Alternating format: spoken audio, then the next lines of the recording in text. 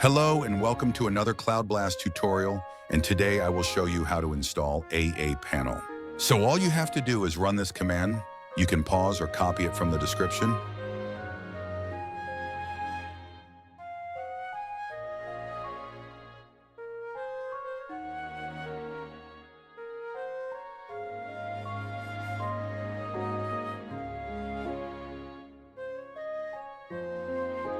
If you see any errors like I do not worry. It is related to the downloading server of the installation. It's nothing related to you.